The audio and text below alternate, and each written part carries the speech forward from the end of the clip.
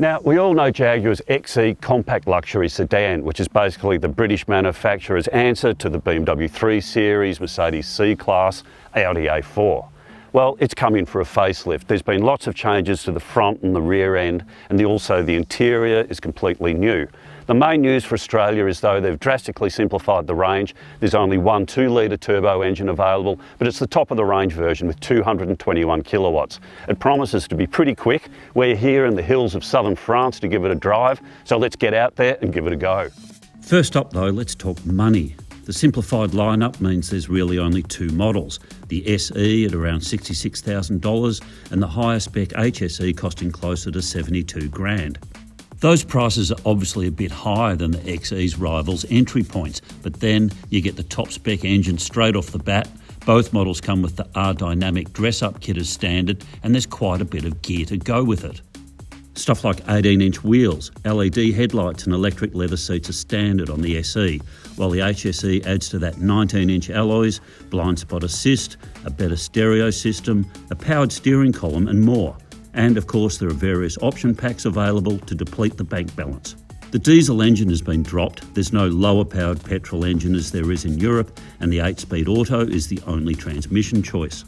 The engine, it's got 221 kilowatts, it'll hit 100 kilometres an hour in 5.9 seconds, so performance is obviously pretty ample. There haven't been too many changes to the chassis, just various tweaks here and there, but that doesn't really matter because the XE is always ridden well. It handles nicely, the steering is particularly good, and if you want to beef things up a bit, there's the selector down here which gives you a dynamic mode as well. Jaguar's design department has sharpened the looks considerably with slimmer headlights and a more aggressive front air dam at the front, while the rear also gets narrower tail lights and a bumper designed to visually widen the look and stance of the XE. So as we said, the biggest change to the new XE is in the interior. There's much better quality materials. There's lots of leather and soft touch feeling stuff on the dashboard. There's a new steering wheel, a 12.3-inch touchscreen. There's also the clear sight rear view mirror, which is basically projected from a camera on the back of the car, which is pretty nifty.